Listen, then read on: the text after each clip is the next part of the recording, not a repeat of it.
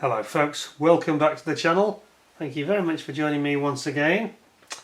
You are always most welcome.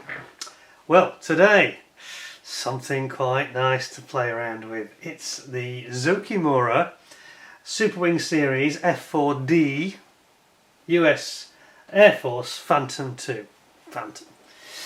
And it's of course the 48 scale and then number 7 kit. Loaned to the channel, only loaned sadly, by a good friend David, so thanks very much David. Still all in sealed bags and everything, and he's telling me to open the bags, so do that carefully obviously, probably reseal them for him. But I haven't actually, I was quite keen to review this, mainly because I remember as a youngster in the early 70s, actually seeing these actually flying into RAF Lakenheath. This is during the Vietnam War, and they were actually flying in. I think they were going in for servicing because at the time they did have Phantoms at Lakenheath, but I don't think they were Ds. I thought they were Cs. Anyway, I'm not sure about that, but I definitely saw these with the famous the chin pod under the nose. I remember thinking that it looked a bit strange from a distance. It looked quite odd. And they would make this typical phantom howl as they were on approach, you know. I live actually near the RAF Honington, the Buccaneer base, but the flight path was not far away from Honington, so you could see them a mile or two in the distance. Very impressive things. Anyway, so Zoukei Mura, we know that they are tending to be one of the more upmarket sort of AAA manufacturers. The only thing I would say about this particular one is that it does remind me of the recent review I did of the was it the pattern tank from Tamiya, where it was all in Japanese, and it's the same here. Anyway, I'll zoom you in. We'll get cracking because it's quite a big one to get through here. So let's have a look at this. On the side we have got, all in Japanese sadly, hence my point, some nice images of the model, and then obviously lots of Japanese writing we don't understand. And then we've got the antenna on the top of the spine. We've got some lovely shots of the, I mean it looks nice this one, doesn't it? You've got shots of the ladder and the open cockpit canopies, and then different 3/4 shots, and then finally there's a shot of it showing the loadout underneath, which is quite striking, especially with the black underside. So I think as it's going to be a bit of a big one, this, I think we'll get cracking straight away. I don't think the Phantom needs a great deal of introduction from me, other than to say it was a phenomenal aircraft, you know, served so many countries so well, including the UK, many others as well, including Japan and Greece, and the list of countries just goes on and on and on. But its only failing, of course, this aircraft was that they didn't deem it necessary to have a gun built into it, which of course was a mistake. And that is actually partly cured. I'm pretty sure that this is included in the loadout here. I think there's a Vulcan cannon, which of course gave it that vital missing gun. Anyway, let's not faff about. Let's see what we've got. Nice instruction book, which is usually really good in Zoukei Mura. One of the best instructions you can get. Oh, there's a lot of sprues.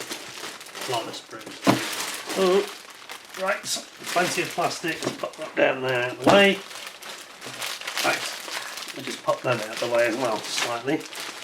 I'll just get my control, and we'll have a look at the instructions to start off. Now, these tend to be very involved indeed, and of course, they can be a little bit daunting sometimes in my experience. Oh, we've got some decals. I think we'll start with the decals just to get them out of the way, because they're the most sensitive thing. We don't want them damaging. So here we go. Okay, now, the first thing that strikes me, as you'll all know, that Phantoms are notorious for having zillions of stencils. Well, actually, it's about 530, I think, normally. I'm not sure that's got 530. Well, it clearly hasn't. They seem to have cut back on them. I don't know if that's because of the variant doesn't have as many stencils, but anyway. Their decal's pretty good normally, so as you can see we've got the stars and stripes, we got the squadron markings, we've got some internal cockpit screens and instrumentation, and then we've got sort of slime bars, and the rest is really just stencils, and many of them. So I don't think we'll dwell on that one too much. Pop those away where they're going to be safe. See, I'm going to have a monumental incident here if I'm not careful. Let's pop those away. Protective sheet on it. Put them safely over there. There we go. Right. Now we've got some lovely Tamiya-esque paint scheme callouts in full colour, A3 sheet. Look at that, that's nice, isn't it? That is excellent. And it's showing you in even the pylons and the tanks what they should look like on the inside and the outside. Pretty impressive stuff. Where the stencils go, where the decals go. The other side, that's the Urban AB Thailand 1971. I guess they were striking Vietnamese targets from Thailand. We sometimes forget this, of course. And then you've got all your stencils. Oh, now it does look a lot, doesn't it? Oh, ouch! Oh, suddenly. What was I saying? There's plenty of them, isn't there? It's going to keep you busy. It's the only thing that puts me off Phantoms, to be honest. Stencil City, look at that. That's a lot of stencils. Anyway, that's that one, including your Sidewinders and your Sparrow missiles, air-to-air. Then, other one, also Thailand, and this is the Taki AB airbase, so this is a different airbase. And again, a lot of the markings are similar, but this one's not got the black underneath. It's not the night owl, I think they call it, the black finish underneath. This is more of a conventional setup. Same basic camo on the top, and again, same loadout. And then we've got the Zoukei Mura traditional sort of product guide. I do like these actually, because again, they're beautifully printed. Shows you all the range of items you can get, Sky Raiders and Heinkel's and Mustang. That Mustang looks nice. The Mustang 4 P51D stroke K. Yes, I quite fancy that. Yeah, British Mustang. That's quite tempting. And then we've got all sorts of things. We've got the Raiden, Japanese Raiden, standard P51. We've got the Dornier File, which I've reviewed in the past. Very impressive. And then we've got lots of Phantoms. We've got the Phantom, the J, the Japanese version here. A bit more. Japanese version. And we got the early E. And then we've got the Navy J and the Marines J on different markings. And we've got the D we're looking at today, and the C, which is the first version for the US Air Force, and then the S, the carrier based. And then we've got the Horton HO229 and the TA152, which is the Focke-Wulf 190 ultimate version, you might say. And then the Shinden, so you've got some really nice stuff there. So I've got to say that's all very nice indeed. Absolutely premium printing, top quality data. Now, down to business. Let's have a look at this. So, yeah, the only thing that's kind of... okay, no, fair enough. I'm just going to say the only thing that irritates me is they haven't put it in English, but they actually have. It's just not obvious. They're going to put the data in English down here. So there we go. Maximum altitude, ceiling, you get 11,000 metres. What's that? 33,000 feet, isn't it? It's not that high, is it, actually? 15,000 metres. Oh, service ceiling. Service ceiling is 15,000 metres. Oh, wait a minute, that's confusing. 2,150 kilometres an hour. Yeah, it's a Mach 2 aircraft, isn't it? Armament, Sidewinders and Sparrows basically under the fuselage. Right, let's have a look then. Now, for those of you that have never seen Zoukei Mura before, zoom you out for this. For those of you that are not familiar with Zoukei Mura, they can be a little bit daunting because all these things I've complained about, repeatedly ranted about, bad instructions from Far Eastern manufacturers, do not apply here. These guys are the opposite. They kind of go a bit over the top with data, and it can be a bit in your face, a bit baffling, and a bit. You've just got to take your time really and have a little read of it. Gives you the full history of the Phantom there, and there is a lot of that, so I'm not going to read all that out. But anyway, we'll have a look at these. Have a look at some of these instruction pages, and you can get a feel for what they're like. But you'll see that they leave no stone unturned. Talks about everything: cockpit. It talks about landing gear, the F-4D. I'll read this out, the F-4D variant. It says, like the B and C types, the F-4D, and by the way it's very small writing this, the F-4D has a short nozzle and the antenna fairing installed under the nose. A short nozzle and the antenna fairing installed under the nose. The particular exterior shape of the Air Force type, so different from the Navy type, has been perfectly reproduced. The catapult hooks only necessary for carrier-based planes have been removed from under the main wings, but on the other hand the arrestor hook used for deck landing has been strengthened and left as a brake system in case of emergencies on airfields. Okay. Furthermore, due to the change of the aerial refueling system, the oil receptacle has been installed on the back of the plane. Receptacle, okay.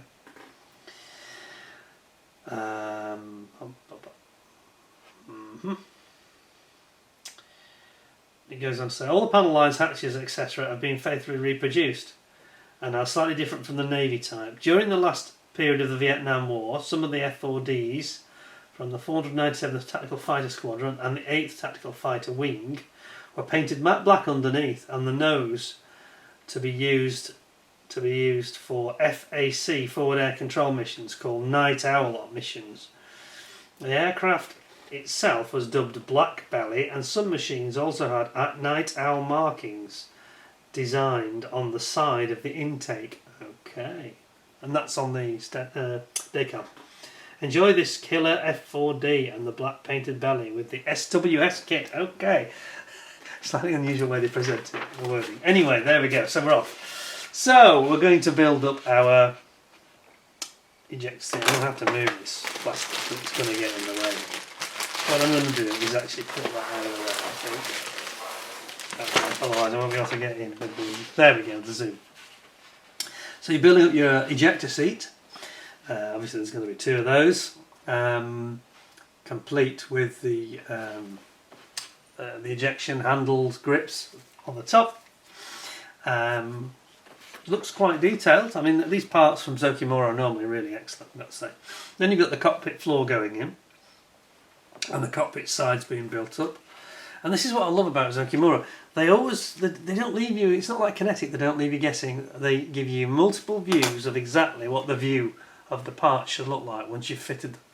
So you know straight away you can avoid making any basic mistakes because they're giving you lots and lots of information and sort of reassuring you what it should look like. And here again we've got the bulkheads going in the cockpit, some parts to cut out, and then the configuration of the parts after assembly, showing them from different angles. Also telling you the colours to paint, and then we've got all the consoles and the many control panels going in, complete with the instrumentation, the basic instruments in front of the pilot and his Wizzo or co-pilot. And again, many images are shown. This is why I say it looks a bit busy, but they're just trying to help you. They're trying to give you as much information as possible. And then you got the rear seat instrument panel going in, and the framework around that's going to go around the cockpit, which the canopy will fix onto. And then you've got the configuration again, showing what it looked like after the assembly. Top view, left view, side view, every view. And then the fuselage outer panel going on. The manual canopy unlock handle. Look at that. That's detail, isn't it? Fantastic. And then important, check this first. This is, they're really hot on giving you information. And they say, before cementing, make sure you check whether it is possible to attach left and right outer panels on the cockpit without any gap in the parts. So it's advising you to do a dry fitting here before you commit to cementing anything. Then we've got the two halves of the fuselage are going to come together here. And again, it gives you different options and a zoom view. They do this thing called zoom view. Why don't we zoom it in? Zoom view. So again, they're trying to help you by showing close up what it looks like. So unlike many others, Now I've said it before. I'm going to say it again. Great Wall Hobby. They've just brought out this F-14 Tomcat. I've seen the instructions for it, and they're not great in places. They're not brilliant. There's lots of vagueness. No vagueness here, it's really, really clear. And it's like it's almost beating you over the head with a hammer saying, do you understand? Anyway, back to the instructions. I just like the way that they want you to get it right. You know, it's very Japanese, isn't it? And then you've got a close-up of the... What's that one? C-shape, intake stroke, circuit breaker. So much detail, it's astonishing. Shows the configuration of all the parts after assembly. And then we've got this fuselage outer panel, this spine panel that they've got, where you're gonna. This is to avoid having any seam lines. So they have a panel that goes over, so you don't have a join down the fuselage, where you might have a nasty seam, and then have loads of work to do. Nose cone, here we go, nose cone assembly. There is the AN APR20 RHAW antenna fairing under the radome. This is the characteristic thing I talked about on the D. Both sides of the both sides behind the radome you can find some ram air intakes for the air conditioning system in the cockpit. There they are. The cross section of this base is one of the most F4-ish points. The cross section. What does it mean? The cross section of this base. It's one of the most F4-ish points. Okay, I think they're just saying it's a very distinctive characteristic of the F4. And again, look at the way they're showing you before and after assembly how it should look. Left view, side view, and then top view, bottom view as well. No question, leaves you no doubt what it should be like when you're done. So you just keep referring back to these diagrams and you won't get it wrong. Then we've got the vertical fin tail assembly. And this is the storage space for the drag chute is on the end of the tail. This door is structured so that it does not close until the drag chute has been stored. Okay, look at that. That's this one, A12 we're talking about here.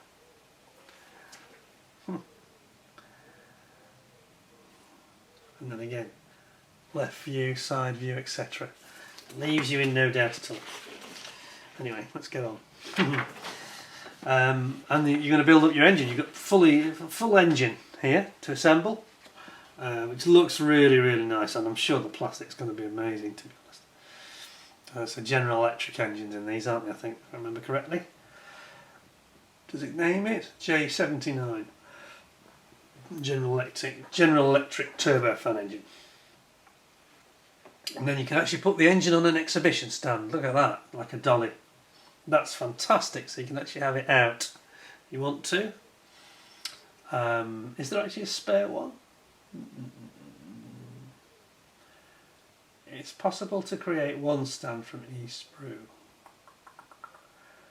Yeah, I'm not quite sure without reading into it more, but I think that they're actually giving you a spare engine. Anyway, the air ducts for the main engine, so you're going to make up two of those, and you've got the intake ducting. And again, no doubt is left here about what it should look like, which is what we tend to like. That's the name of the game here. Clarity, isn't it? Showing exactly what it should look like. And then, important, check this first. Cement the two engines to the previously assembled air ducts. Make sure the left and right engines are parallel and fixed firmly. So again, they're giving you lots of hints and tips here, leaving you no doubt about what you're supposed to do. Open up the holes, and it tells you how to open them up, what size you need to open them up, etc, etc. No doubts. Next page, we're going to put this engine assembly in, and it fixes to the lower wing assembly, and again shows you lots of examples of how it should look. Then you're bringing in your top wing over the top, and you're going to build in your gear bay well, the gear well I should say, for the wheel bay. And again, lots of multiple views of how it should look. Same on the other side, repeating, step and repeat really. And then we've got the nose landing gear door actuators going in. Look at the detail here, you know. Look at the detail here. You know, it's extreme though, you know, in a good way. In a good way. When you think about these models from Border and Great Wall Hobby and Hong Kong model, they don't tell you hardly anything that you need to know. They don't try to reassure you. They don't give you data about what it should look like once it's in position. There's nothing. It just has a vague arrow pointing to a vague location. Kinetic's the same, you know. Anyway, you know, they're going to bring in your fuselage down on top of your wings, which are now completed with the engines. All looks fairly logical. And then again, front view, side view, leaves you in no doubt. All the different views showing the angles and how it should look. And then we've got intakes, and this is where things get a bit dangerous with things like Phantoms, don't they? Because this is where the model can go wrong. You want a nice seamless join.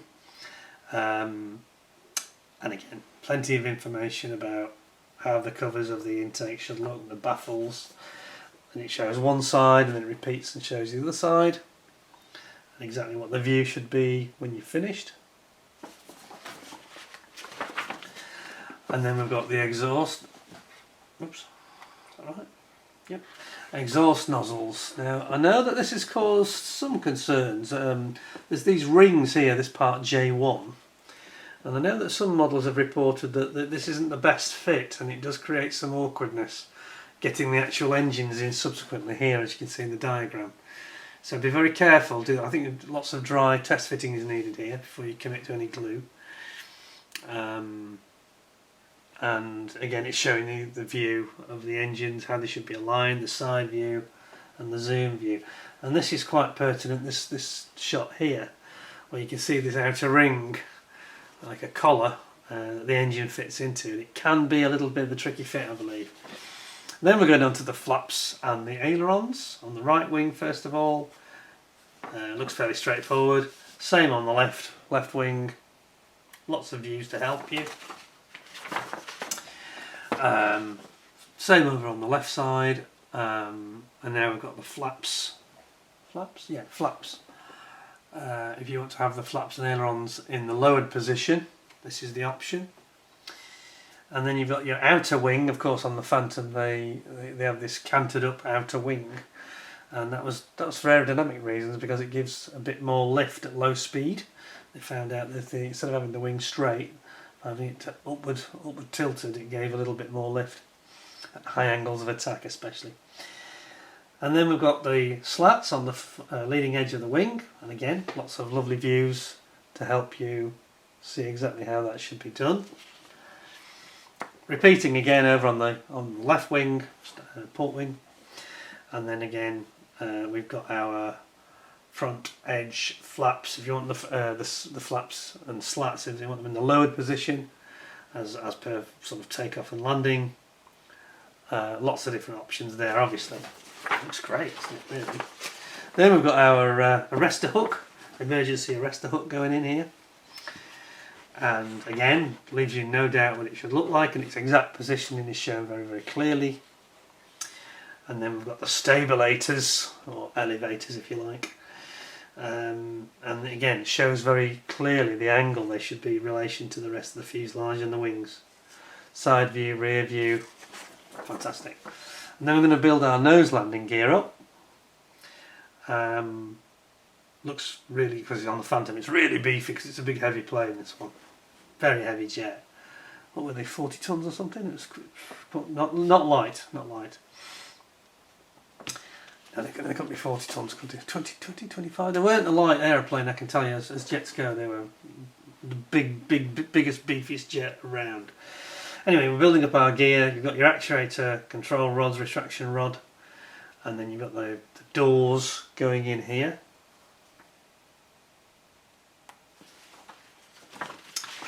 Landing gear doors are then being fixed on. You have a side door and you have like a flap opening door as well at the back. Sorry, at the front, sorry. Flap at the front and the side opening down the side towards the rear. Again, lots of views of how it should be seen. And you get your main gear going in and all the actuators, again, showing you the angle, showing you the doors being fixed on the outside. And then same on the other side, this time on the port wing, left wing. And it shows the final gear doors going on there. And now how the aircraft should look on its wheels. So I mean, this is quite a tricky part, especially with a big, relatively heavy model as well. You've got to make sure you get this right. And then we've got the LORAN D antenna and the TAT sensor probe, which are going to go on over on the top. This rather unusual, almost like a ladder looking antenna, isn't it?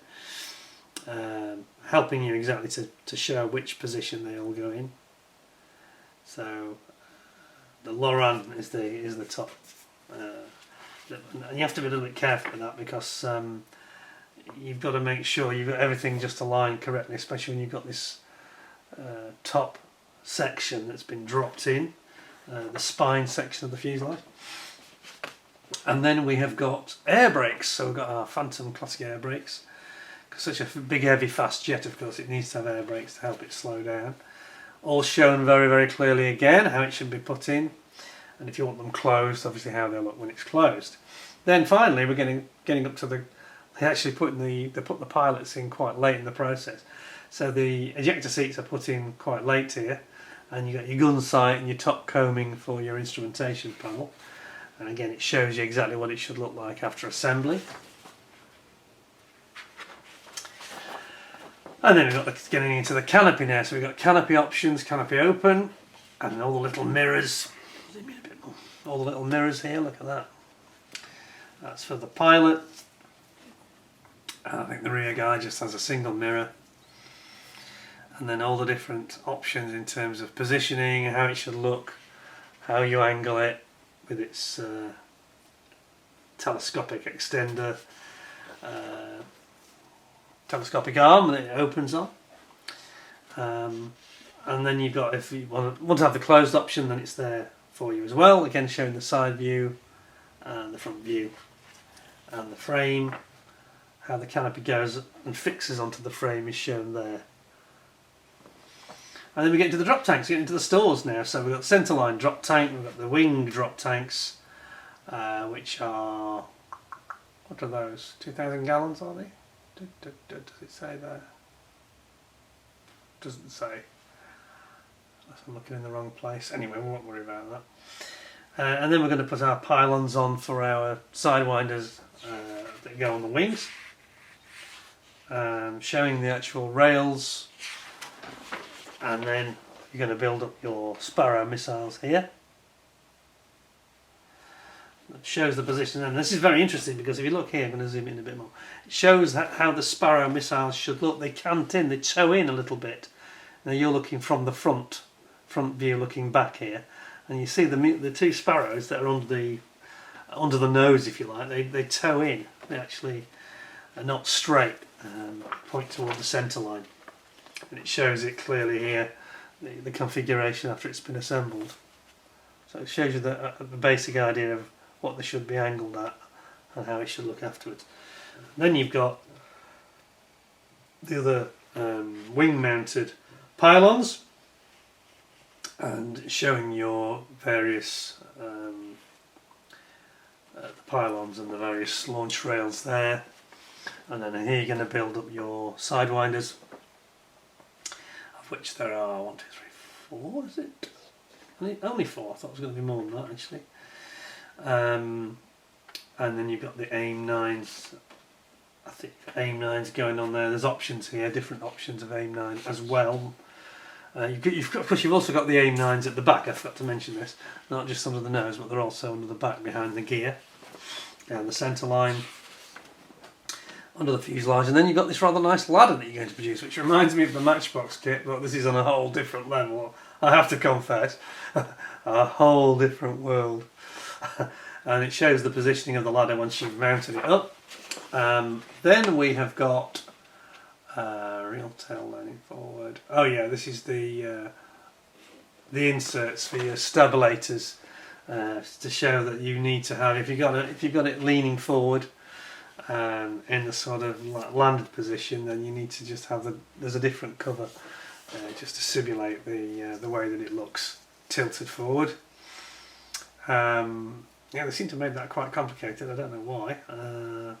Yeah, seems to be a lot to this for some reason. Not quite sure why they've gone to such lengths.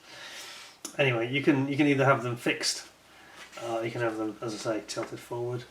And then that's the end of the build basically. So then it's just got, strangely, I don't know why Zoukei Mura always put this at the end.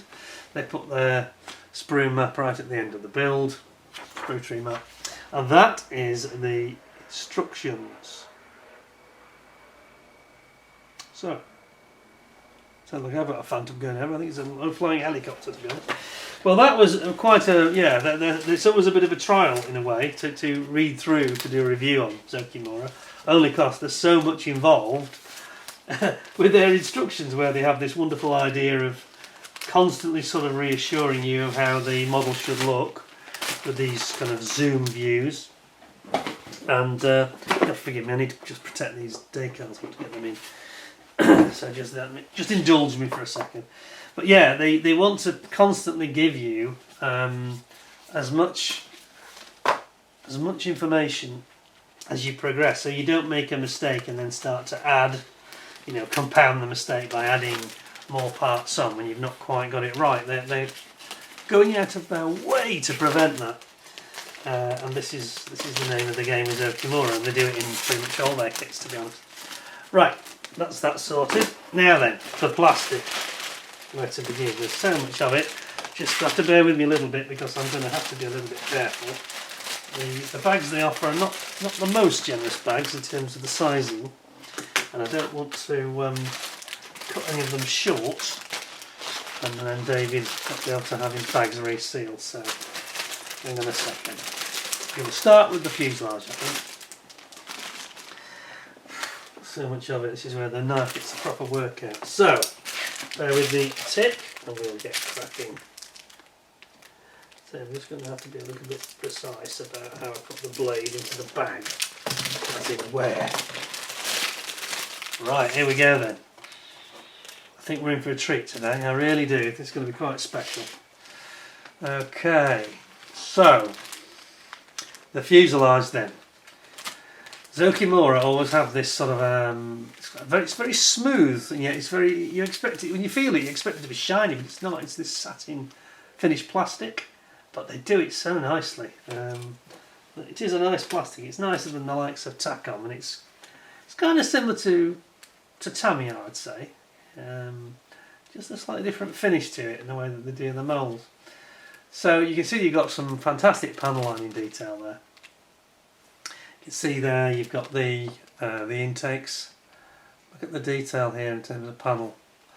You've got recessed rivets, lots of it. Beautiful panel lines, very crisp and sharp. You've got a nice meaty arrestor hook there, and then we've got this is the tail cone where it covers the parachute deployment cap at the back. Here are those slightly questionable. One of the things that I know that other people who've tried to build this kit have definitely had issues around this area. These are like a collar where the engines will plug into, as my finger's doing there. That can cause you some issues on this one, so be very wary of it. You've got the heat shielding beautifully represented there. Look at that behind the engine. You've got some nice, beautiful sort of sharpness to all the detail there, haven't you? It really looks like a sort of a classic Phantom shape. Now I can't give you a comparison sort of chat on this one with, say, the Tamiya kit, because I haven't actually seen that one. I've not had the Tamiya kit in the house, so I can only tell you what I'm seeing. But it looks beautiful, you know. There's I think there's two different versions of the tail cap, so to speak. Yeah, there is. That's two versions there actually. Just back in for this. Yeah, you've got one with different types of antenna on it. One's got seemingly having no antenna, and the other one's got a very obvious one on the trailing edge of the tail there. See it? It's got the antenna. This one really hasn't. Turn it around. That one hasn't. But it's all very, very beautiful and nicely mounted on the sprue. The only thing I would say, I wouldn't say it's a criticism, but the sprue mounting points are quite thick compared to Tamiya, certainly, and in fact compared to quite a lot of people now, I'd say, at this level. But that is a very beautiful sprue, so that's the first one. We'll pop it in the box. I should just move them out of the way, it'll be much easier. Then we've got a little sprue here. And this has got this instrumentation cockpit combing. Oh, we've got another tail. Just talking about the tails, that's quite good that I've gone to this then. There's a third tail tip variant here. Vertical fin variant. Another one that's got, I think it's got a light in it this time. Interesting. Okay. This is the chin. The chin is the electronic countermeasure sensor on the chin. This is the unusual looking bit that sticks out under the nose. Then we've got our instrumentation. I think that's the that's the pilots, I think, and that's the weapons officer, Wizzo or co-pilot. I'm not sure what you called them back in Vietnam. What the designation was. Perhaps somebody will pipe up and tell me. Then you've got your cockpit combing there. Again, nice little sprue. Look at the way that they look at the way that they also pop it in a separate bag. I think that's quite amusing, isn't it? Even though it's a little tiny sprue like that, it has a bag of its own. Whoops. Okay, this is the clear parts. Now this is going to be quite a critical sprue, I think. Try and cut it correctly. That would help us. There we go. Oh, in fact, quite a lot of it is off the sprue. Most of it is off the sprue. Not guilty, David. Yeah, it all seems to be loose here. But let's take a look. I've got to say, it's not the clearest plastic I've ever seen, if I'm being brutally honest. I don't know if that's showing up on the camera. It's nice. Nice, the sort of framing and the sort of riveting is quite nicely done, especially around that. Whoops! See my watch. Especially around the windscreen. Yeah, that's quite nice. It's just not as clear as others, as Tamiya, for example, or Great Wall Hobby. I think that the glass would be a little bit clearer. Slight mistiness to it. Perhaps it just needs a little polish that might come up. So that's obviously the closed cockpit I'm showing you there. Then for the open cockpit, and they are very delicate on the sprue, so we've got to be a bit careful here. For the open cockpit variants, you've got, yeah, I think that's actually looking clearer, a little bit clearer. Yeah, it's strange. Maybe it's just the way that they've moulded it or something, but these seem a little bit sharper, a little bit clearer to me. What do you think? I think that's quite good. And then you've got the little divider window there, which on the Matchbox kit, by the way, it was open. And the 72nd scale kit. Very odd. Very odd indeed. Right. Okay, now I'm just going to warn you that we have a slight technical problem with our camera today because somebody forgot to plug it into the power, and I can see it's already warning me that we're going to run out of power, not straight away but soon. So I'm going to ask you for your indulgence and patience for a moment or two. So what I'm going to do is I'm going to get the next sprue out here for you to have a quick look at that while I just plug it in.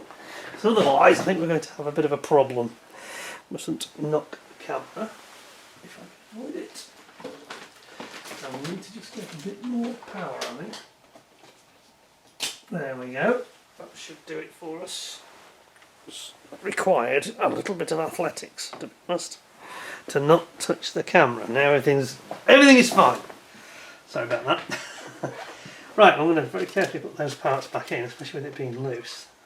That closed canopy. Yeah, in fact I might even just find a little baby bag for that of its own. I'm not comfortable with it going into transit like that. Yeah, I'll have to be careful with that.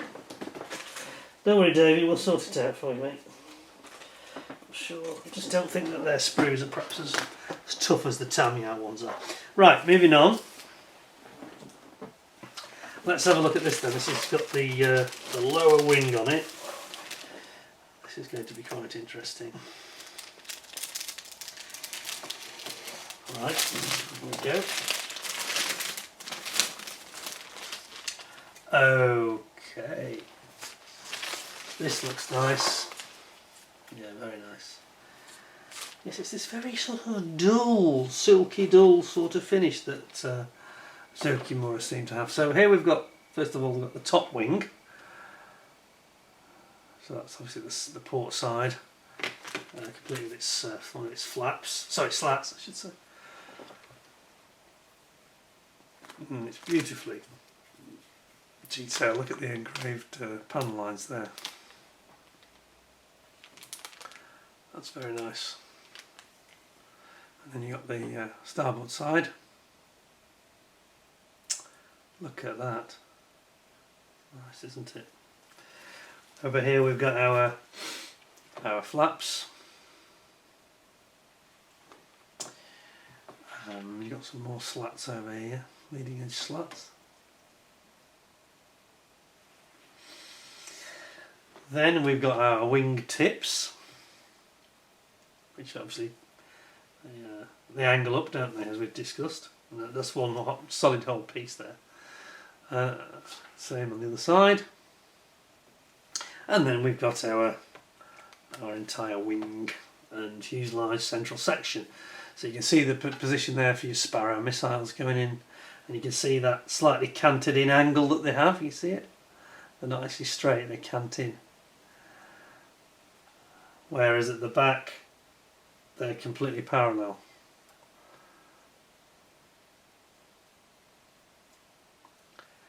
And then we've got some fantastic detail underneath. Obviously it's got the central hard point for the pylon for the centre tank or Vulcan cannon, whichever it's going to be. That is beautiful. I mean, some really nice detail there. Zoukei Mura are just, for me, they're up there with Tamiya now, really. I think Tamiya are a little bit easy to build still. I think that has to be said. But Zoukei Mura's quality, design philosophy and the quality, and the way they have these clever instructions, I think they're right up there as one of the best. You know, people talk about AAA manufacturers, well I think that they are one, for sure. If you've never had a Zoukei Mura kit, you should save up your pocket money and buy one, because they make some lovely stuff. Just be aware they tend to be a lot of parts, quite complicated, but they do give you help with the instructions. At least it's not, you're not battling against the unknown to try and make it understandable for you. Now then, here we've got some more of the leading edge slats for the wing, and of course we have the nose, and look at the clever way they've moulded this in. A bit like we saw with Great Wall Hobby with their F-15s and others, where they've got instead of having it poking out like Revell would do, sticking up here and poking through the bag, they've dropped it and protected it behind these other parts. Again, brilliant design, yeah? I mean, that's a slide moulded nose, yeah, so you don't have any joins or worries again. You're not going to have to be tackling seams and sanding and scraping and worrying about getting it looking right. It's perfect first time, yeah. And they've even put the, you know, the sprue points, contact points in sensible places. In fact, they've put it there, I don't know if you can see this. They've put it at the bottom there, here. They've actually put it on like where there's a little light or antenna. So even then they've thought about that, so that it's not just on the side. Very cleverly done, got to say. And then you've got your leading edge slat pieces there. And you have got your intake, the sort of ears for the intakes, engine intakes. We've got our some of our gear doors here, and what else we got? One or two actuators and things. And what have we? Very nice. Very nice indeed, that one. Nice sprue. So, what's next? I think we'll go to this one. Sorry, that's the next bit. A challenging bit of cutting. My poor knife's been having a right workout lately, hasn't it? Used to it. Right, now we've got the stabilators. stroke elevators, which are in one piece, one on each side. Very accurately, beautifully thinly moulded with wonderful panel line detail there. Really, really nice.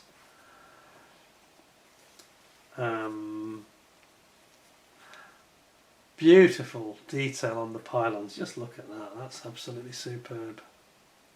Fantastic. I mean, this is totally up there with Tamiya and Great Wall Hobby, isn't it? Really, really nice. Here's your central spine section on the top of the fuselage, where you've got a couple of holes you need to drill there. You need to drill those out for that antenna. And then we've got part of one of the doors for the nose gear, cockpit combing, one or two internal parts here. We've got that antenna I mentioned, here it is, that goes on the top of the spine. Instrumentation, side instruments in the cockpit. Then we've got our engine exhausts.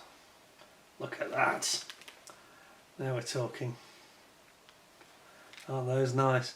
And again, we've got another set of these. Obviously there may be two different versions, but another set of these collars that they have to slide into, which I'm a bit worried about, as I said. But anyway, it's very, very beautifully formed. There's no flash. Excellent moulding. Really lovely. Fantastic, really. Various parts of the undercarriage there as well.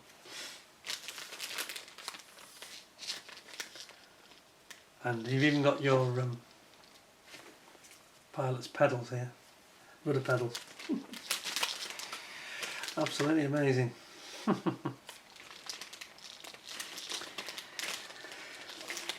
Looking good so far, isn't it? I'm very impressed. I've just noticed it's got on the artwork there. It says F-4 Phantom 2 is a registered trademark of the Boeing Aircraft Company. Well, of course, that's only because they bought McDonnell Douglas. Such is the way of things. And it's the same on the F-15, isn't it, these days? Right.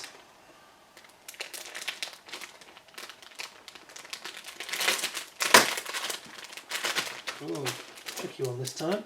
In a bit of trouble with our bag.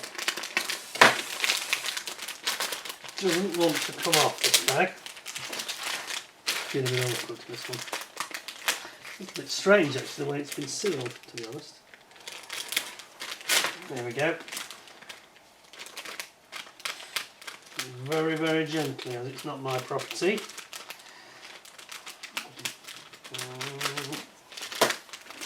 Getting there, getting there. Millions of bits of plastic there. This will be, Davey sees me hacking away with that knife and start to get a bit of a cold sweat, I think. Oh, the engines, look at these. Now then, check this out. That's very, very nice, isn't it? Here's the trunking into the engines. So the critical thing when you look at these parts, of course, is making sure there's no ejector pins. There actually is. So there actually is an ejector pin mark. Can you see that? It's very faint, and it's not somewhere you can see it's too deep in. But it's just a very faint evidence of ejector pins there. But they're very, very shallow. Excuse me. See that? It's just a hint of it. There. Got it? Anyway. Then you've got your engines, which are over here, which are very beautiful. Look at that. I think Zoukei Mura do this as good as anybody. Really nice, those. Got our wheels, or tyres I should say. And then we've got the other side of the engines over here. There we are. This is the gear bay well wall. Then we've got our big meaty undercarriage coming in with the here's the nose leg. These are the main legs here and here. You've got your nose wheel there. You've got your engine intake compressor blades and the exit. And then over here you've got your reheat flame holder And then you've got your engine. It's not actually the exhaust, is it? Oh yeah, there's two versions, isn't there? Two slightly different variants here. So yeah, you've got the slightly simpler looking turkey feathers exhausts, and again slide mould. You can see the internal detail on them. Very, very beautiful. That lovely, lovely sprue. Very nice. Look at the detail here. Again, slide moulding at work, because it's got fantastic internal sculptoring as well, internal faces. That's rather nice, isn't it? I have to confess I'm a big fan of Zoukei Mura. Yeah, I'm going to be doing a little talk about them. I don't profess to be an expert because I've only discovered them in the last 3, 4, 5 years really. Maybe it's not, it's 10 years actually. Since I've been going to Telford when they first turned up, was it 2010, was it? Or 11? No, it's 2012. 2012 because I think they just celebrated 10 years, didn't they? Yeah, it's the 10th anniversary, 2012. I'm going to Telford, and so they've been going for 10 years only, so they're quite a new manufacturer, but wow, they're really knocking it out of the park. I mean, their quality and design is just fantastic. So they're not cheap, you know. And for some modellers they might be a bit unaffordable even, so bear that in mind. Here we've got some of the internal panelling. A lot of the cockpit detail work going on here. Here's the internal panelling. Sorry, I'll move that knife just for a second. Okay. And then we've got the cockpit. Is that the side or the floor? That's the floor of the cockpit there. You've got the bulkhead there. You've got the ejection handles there. That's nice, isn't it? Very finely done. Here's your canopy frame. And your bulkhead. And you've got all sorts of little parts. This is the ejector seat, so it's your build up parts of the ejector seats here. And there's the sides of them there.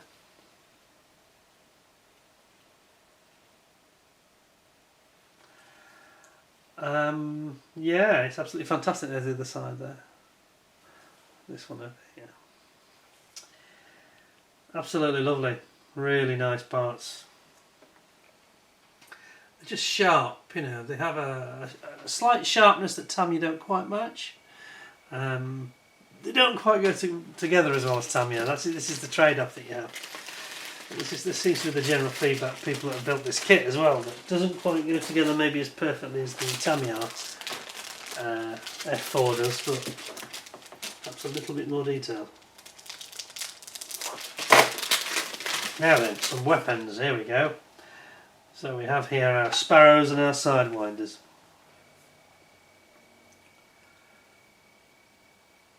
Look at that.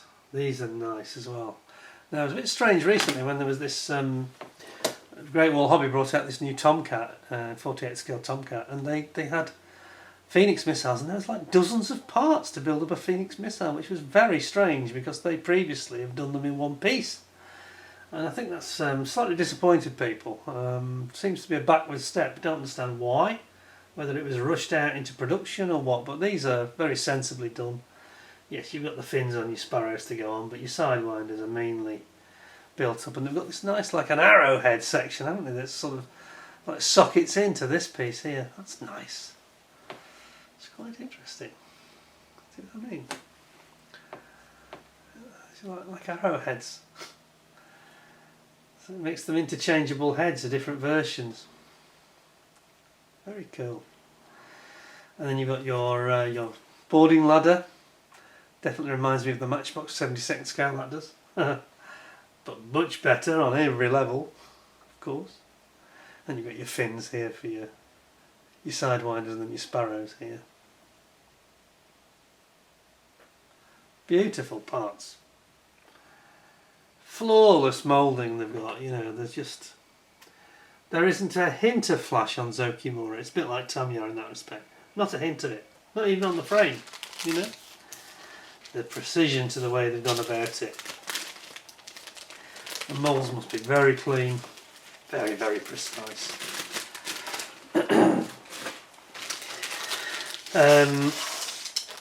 We've then got, well, that's actually a repeat of the actual same sprue, so I won't look at that one. And then we've got two here that are repeats. I've actually got one sprue left.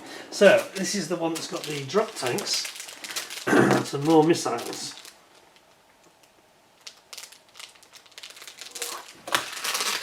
So this is the last sprue. I can't believe it. It seems to have gone really quickly. I thought it was going to take me a lot longer. Anyway, here we've got the classic drop tanks. These are the wing mounted drop tanks. And the big, aren't they, on the Phantom? They're huge. They're 2,000 gallons, I think, aren't they? And then you've got your more conventional looking sidewinders here.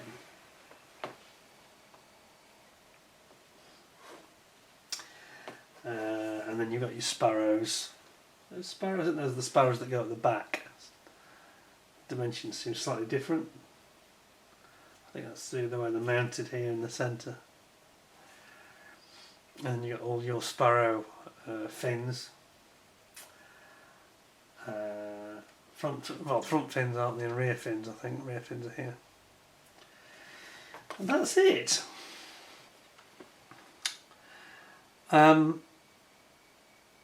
The only thing about the kit that disappoints me, and this is true of many, many kits today, is the lack of figures. Tamiya give you figures. Now this is something that I sort of shunner on about a lot, I know. Airfix don't give you figures, Tamiya don't give you... Sorry, Tamiya do, sorry, beg your pardon. Tamiya do give you figures, that's the whole point. Tamiya do it, and they do it with their armour vehicles as well. It's the only thing that's going to hurt the review for that, because that's the most beautiful Phantom. Absolutely superb, really. One or two areas where it does look a bit tricky, and I think the instructions are maybe a little bit busy at times. Don't be too critical, because I like the fact they give you lots of data. But it'd be nice if they could just produce an English only instructions and make it look a little bit less heavy on the eye. I think that a lot of people do find that a little bit off-putting with their kits, and they perhaps they over-engineer things in the kit a little bit as well. Tamiya keep it simple, keep it fitting absolutely perfectly. Zoukei Mura sort of try and sort of double down on everything, you know what I mean? They sort of give you extra, perhaps go a little bit over the top. But I don't want to be critical, because I think they're beautiful plastic, great instructions, nice decals, colour call-outs, all the backup material is there. I'd just like to see it a little bit more user-friendly in terms of, like, there's no English on the box on the outside, sides of the box at all. Not very helpful. We could do with some English proper writing and direction on the box. So I'm going to give it, I think it wouldn't be unreasonable to give it 9.5 out of 10, because that's a beautiful Phantom. It really is. You'd really enjoy building that, I'm sure, but I would just take your time with these, because they are fiddly and there's lots of parts. Does it actually say how many parts there are? It probably says it somewhere. Actually designed in Japan, made in China, it says. Again, it's not really in English, apart from the safety warning. That's the only English that's on there. I think there's about 500, 600 parts, 500 to 600 parts there, easy. So, as I say, don't be put off. But it may not be your thing. If you want a simple build and a really nice Phantom, I'd go for the Tamiya one. I haven't seen it, but it's got this reputation for that. And if you want a slightly more detailed, perhaps slightly sharper detail, then this is probably the one for you. Now, the Tamiya one's not a D though, is it? Sorry, I'm straining my... Is it a C? My memory's strained. But anyway, you know it's I think it's the Marines version. So they're not quite apples and apples, but that's the way I'd look at it. I think of Zoukei Mura, I've got all these different versions. I think you'll find Tamiya's a little bit easy to build, but you might find this product a little bit more... Take your time, perhaps slightly more rewarding, don't know. Very nice kit though, absolutely, super strongly recommend it. Love Zoukei Mura kits. 9.5 out of 10 is my verdict. So hope you agree. Hope you'll give me 10 out of 10 with a thumbs up. And I want to say to you, to David, who loaned us this kit, first of all, thank you very much. Secondly, don't worry, I'm going to reseal all your bags. You'll never know I've been in there. Of course, this is why we wear the gloves. People can say, what do you wear gloves for? Well, this is why. Yeah. I know there has been one or two misfires where I've put the gloves on expecting to handle things and found that certain bags were sealed I couldn't really open. But anyway, I was allowed to open these, so that's not a problem, and that's why we wear them. New gloves on every time, I promise. It's not some 2-3-year-old manky pair of gloves. I promise you. I think they'd be smelling a bit by now, wouldn't they? Anyway, thanks very much for watching. Hope you all found it very interesting, and please tune in again in the very near future. We've got lots of more interesting reviews coming up. Some new products coming in from ICM, new ones from Airfix. There's another new one not too far away from Zoukei Mura on the horizon. Lots of interesting things for you to enjoy. In the meantime, thank you very much for your time watching this video. Please don't forget to like, share and subscribe. Don't forget to ding the subscription little round picture that's going to come up over there in a second. And if you are a subscriber, make sure that you have dinged the notification bell and make sure it says all, because then you'll get all my videos will be thrown up. All the new ones will come up and you'll get plenty of warning. In the meantime, till next time, thank you very much for watching. Please all take care of yourselves. Thanks a lot, and bye for now.